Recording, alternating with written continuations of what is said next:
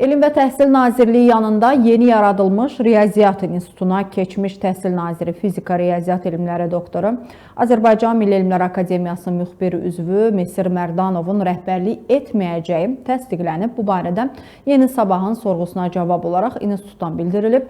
Qeyd olunub ki, Riyaziyyat İnstitutuna hazırda Texnika elmləri doktoru Elxan Səbziyev rəhbərlik edir. O, bu vəzifəni hələlik müvəqqəti olaraq yerinə yetirir.